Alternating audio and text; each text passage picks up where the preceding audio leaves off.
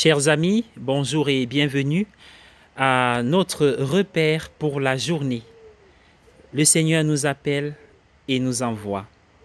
Le texte de l'évangile de ce jour a une résonance contemporaine car nous parlons des persécutions qu'endurent les chrétiens partout, un peu partout dans le monde et spécialement au Moyen-Orient.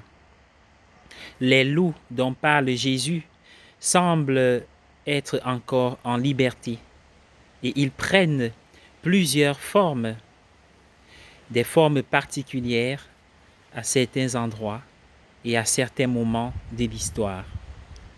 Et même ceux qui ne sont pas ouvertement persécutés, ceux-là peuvent aussi vivre des expériences difficiles au quotidien.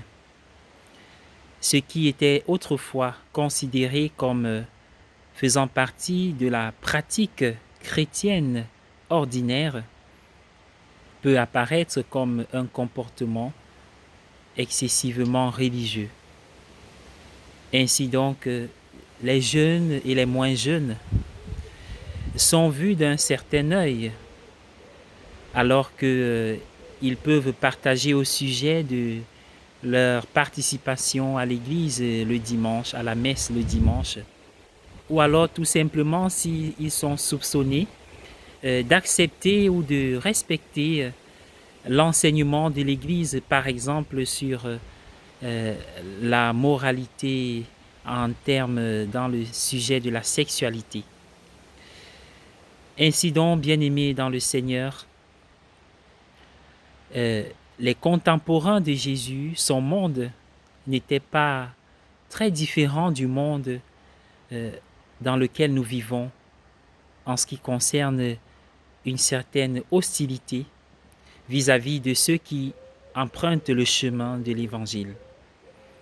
Cette hostilité pourrait nous amener à vivre la tête baissée, à nous décourager ou nous abandonner, ce qui serait contraire à la recommandation de Jésus dans l'Évangile de ce jour. En effet, il dit de tenir jusqu'au bout, jusqu'à la fin. Rester fidèle à cette mission jusqu'à la fin. Il ne s'agit pas d'une certaine résistance stoïque à la pression autour de nous. Il ne s'agit non plus de faire confiance à notre intelligence, à notre savoir, à notre savoir-faire, à notre posture, mais il s'agit de nous laisser porter, stimuler par ce que Jésus appelle dans l'Évangile l'Esprit du Père. Et justement, c'est cet esprit qui, en nous, renouvelle la force face à la persécution, nous inspire alors que nous ne trouvons pas les mots ou les attitudes dans certaines situations. Ainsi, bien-aimés dans le Seigneur, nous devons proposer ce trésor que nous avons reçu. Il est plus que jamais temps de pouvoir étendre sur la terre et partout autour de nous les trésors du royaume que Jésus nous apporte aujourd'hui. Et dans cette mission, l'Esprit nous accompagne.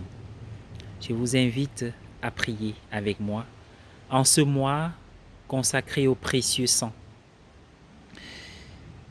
Merci Seigneur Jésus pour nous avoir donné ton précieux sang et toutes les grâces qui en découlent. Que ton règne vienne, asperge-nous avec le sang d'une valeur infinie pour que le malin s'éloigne de nous.